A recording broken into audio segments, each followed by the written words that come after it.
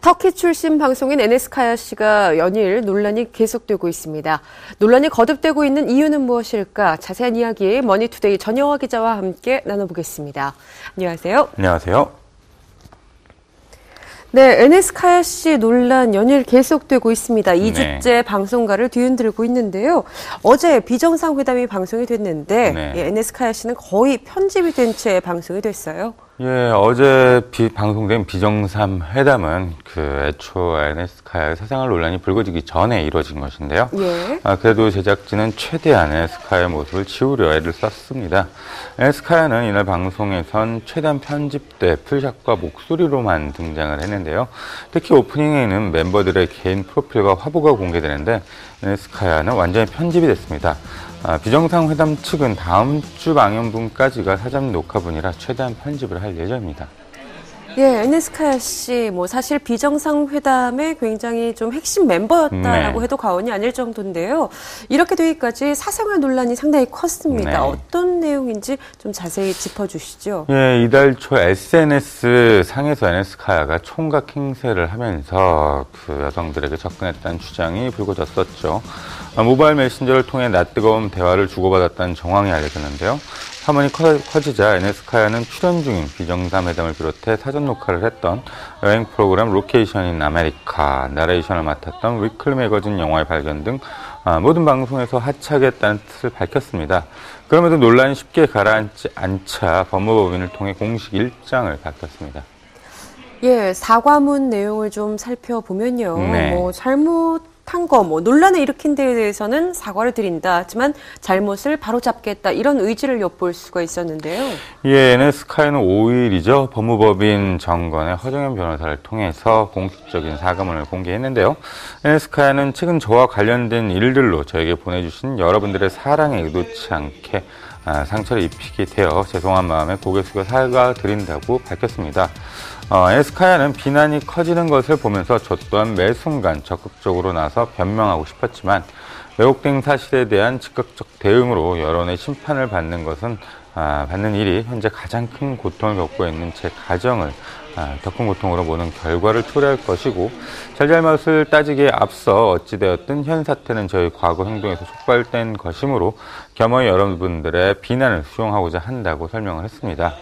이어 사실관계를 악의적으로 왜곡하거나 거짓을 유포하는 행위에 대해서 단호히 대처하는 것 또한 그동안 저를 아껴주신 분들에 대한 최소한의 도리라 생각하므로 차분히 대응할 계획이라고 덧붙였습니다. 예, 소속사 없이 활동하느라 조금 공식 입장이 늦어진 것 같았었는데요. 어쩐지 사과를 하면서도 잘못은 좀 바로 잡겠다 이런 입장 발표가 좀 살펴보면 이병헌 씨 때 그 공식 입장과 좀 비슷하지 않나 하는 생각이 들었어요. 바로 그 점이 논란이 여전히 꺼지지 않는 그런 이유가라고 생각이 드는데요. 예. 도의적인 잘못은 있지만 실질적인 잘못은 없다. 뭔가 잘못됐다는 것입니다. 그런데 상대는 있다고 하고요.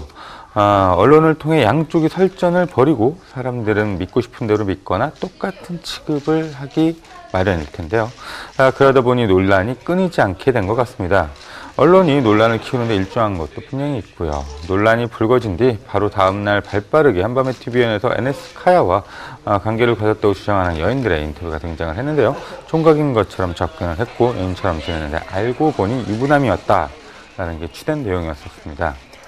예, 아직 일방적인 주장이기 때문에 사실 여부를 확인하기는 힘듭니다. 이에 반해서 에네스카야 씨의 인터뷰도 공개가 됐는데요. 예, 에네스카야는 한 언론과 인터뷰에서 처음 총각 행세하지 말라는 글을 올린 사람과는 결혼하기 2년 전에 알고 지냈던 사이라며 미니홈피로 쪽지를 주고받으며 알게 됐다고 해명을 했습니다.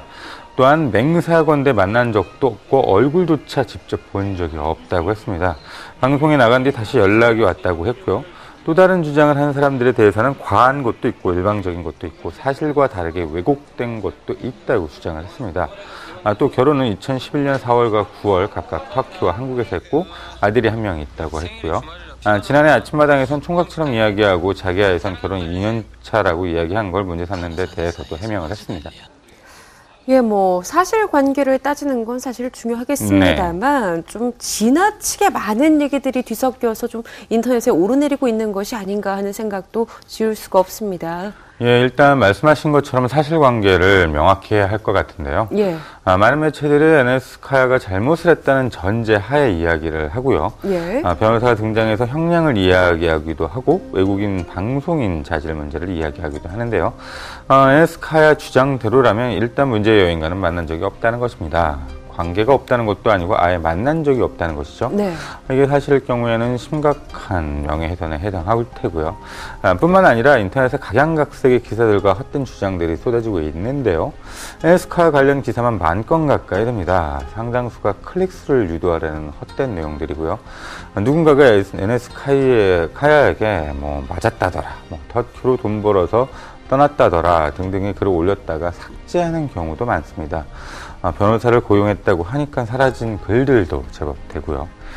석연찮은 사건이 있고 잘못된 언론 문화와 잘못된 SNS 문화가 어우러지면서 논란을 일으키는 것 같습니다.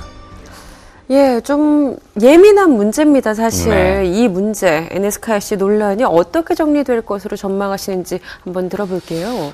일단 본인의 의지에 달려 있을 것 같습니다. 자신의 예. 주장이 사실이라면 일단 명예훼손으로 문제를 제기한 사람들을 고소할 수 있을 테고요. 또 인터넷상에 허위로 글을 올려서 심각한 사실 왜곡을 하는 사람들도 마찬가지로 고소할 수 있겠죠. 허위나 낚시성으로 기사를 올리는 인터넷 매체들도 고소할 수 있을 테고요. 하지만 고소라는 게 힘들기도 하고 여러모로 품도 많이 들기 때문에 어떤 식으로 할지는 결국 NS카야 본인에게 달려 있을 것 같습니다. 또 피해를 주장하는 사람들이 오히려 NS카야를 고소할 수 있을 텐데요. 글쎄요, 그런 일은 아마도 없을 것처럼 보입니다. 예, 외국인 방송인들의 활약이 두드러지고 있는 요즘 이번 NSC의 논란을 계기로 국내 방송에 출연 중인 외국인들의 자격을 검증해야 하는 것이 아니냐는 말이 나올 정도죠. 주의하고 확인하는 것도 중요하지만 이런 부정적인 시각들이 전체로 확산되지 않기를 바라겠습니다. 오늘 이야기 여기서 줄입니다. 지금까지 머니투데이 전영화 기자와 함께했습니다. 고맙습니다. 감사합니다.